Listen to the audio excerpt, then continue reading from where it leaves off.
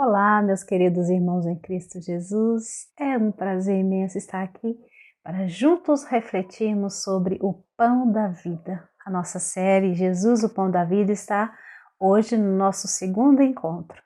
Eu trago para vocês o Evangelho de João, capítulo 6, do versículo 24 ao 35. Pelo sinal da Santa Cruz, livra-me Deus, nosso Senhor, dos nossos inimigos. Em nome do Pai, do Filho e do Espírito Santo. Amém. Eu sou a Mariusa Santos e vamos juntos meditar na Palavra de Deus.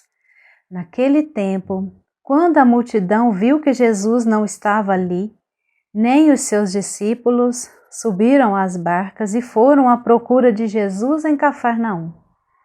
Quando o encontraram no outro lado do mar, perguntaram-lhe: Rabi, quando chegastes aqui? Jesus respondeu: em verdade, eu vos digo, estais me procurando não porque vistes sinais, mas porque comestes pão e ficastes satisfeito.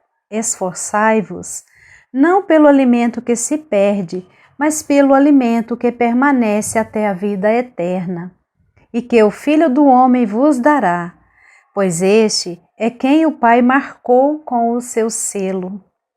Então perguntaram: que devemos fazer para realizar as obras de Deus? Jesus respondeu: a obra de Deus é que acrediteis naquele que ele enviou. Eles perguntaram: que sinal realizas para que possamos ver e crer em ti? Que obras fazes? Nossos pais comeram maná no deserto, como está escrito: pão do céu deu-lhes a comer. Jesus respondeu: em verdade vos digo, não foi Moisés quem vos deu o pão que veio do céu. É meu Pai que vos dá o verdadeiro pão do céu. Pois o pão de Deus é aquele que desce do céu e dá a vida ao mundo. Então pediram: Senhor, dá-nos sempre desse pão. Jesus lhes disse: eu sou o pão da vida. Quem vem a mim não terá mais fome, e quem crê em mim nunca mais terá sede. Palavra da salvação. Glória a vós, Senhor. Meus amados irmãos em Cristo Jesus, o Evangelho de São João, capítulo 6, versículo 24 a 35, traz esse diálogo de Jesus com os seus discípulos. Uma multidão entrou na barca e foram à procura de Jesus. E eles começaram a conversar com Jesus. E Jesus respondeu para eles o seguinte: em verdade eu vos digo, estais me procurando não porque vistes sinais, mas porque comeste pão e ficaste satisfeito. Esforçai-vos, não pelo alimento que se perde, mas pelo alimento que permanece até a vida eterna, e que o Filho do Homem vos dará, pois este é quem o Pai marcou com o seu selo. Este evangelho, todo este capítulo de São João, traz umas reflexões sobre Jesus, o pão da vida, que para nós católicos é a Sagrada Eucaristia. Vejamos o que diz o Catecismo da Igreja Católica no número 1375. Juntamente com a anamnese, a epiclese está no cerne de cada celebração sacramental, mais especialmente na Eucaristia. Perguntas: como o pão se converte no corpo de Cristo e o vinho em sangue de Cristo? Como o pão se converte no corpo de Cristo e o vinho no sangue de Cristo? Talvez você esteja com o mesmo questionamento da introdução dessa leitura. Respondo-te: o Espírito Santo irrompe e realiza aquilo que ultrapassa toda palavra e todo pensamento. Basta-te saber que isso acontece por obra do Espírito Santo, do mesmo modo que da Santíssima Virgem e pelos mesmo Espírito Santo, o Senhor por si mesmo e em si mesmo assumiu a carne. Está no Catecismo da Igreja Católica. Essa explicação. Você que pergunta e questiona, como pode pão tornar-se carne, vinho tornar sangue de Cristo, como os católicos dizem que acontece?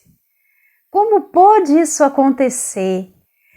Então, esse número aqui do catecismo vem falar: basta-te saber que isso acontece por obra do Espírito Santo, que isso não acontece por vontade humana, por poderes humanos, mas acontece por virtude do Espírito Santo de Deus.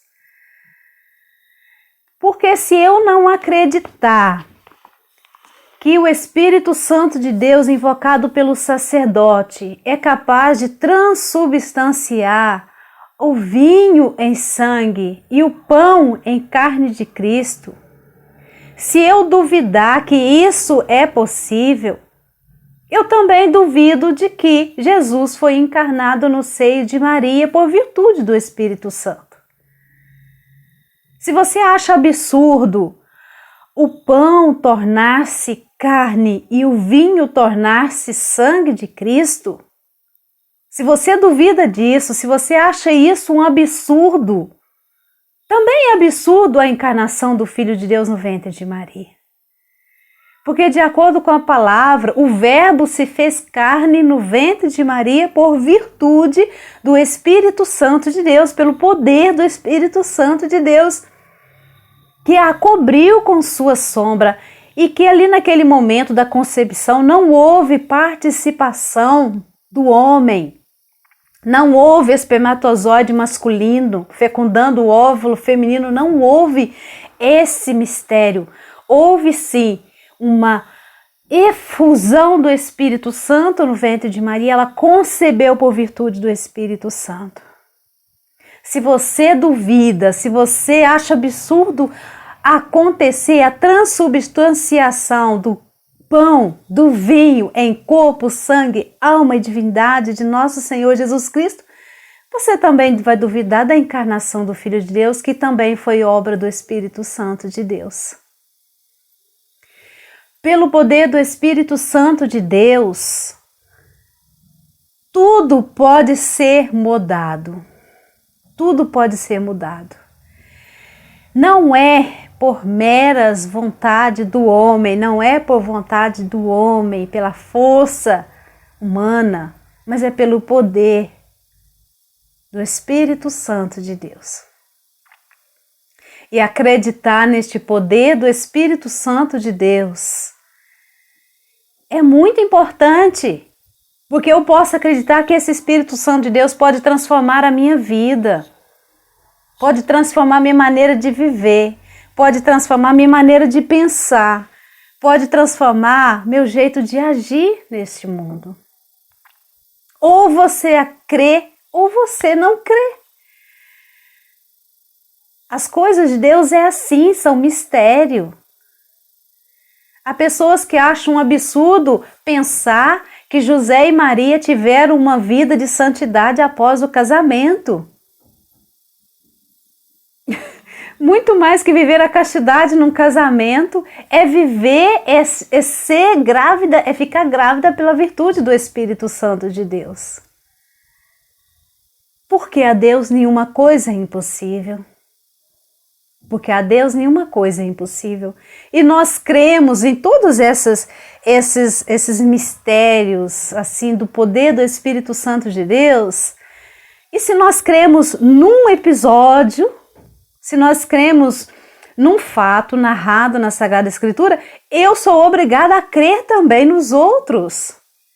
Porque eu não posso escolher um fato único, particular e acreditar nele e duvidar dos outros que têm a mesma finalidade, que têm o mesmo objetivo, que é o Espírito Santo transformando, que é o Espírito Santo modificando, que é o Espírito Santo fazendo-se carne no ventre de Maria.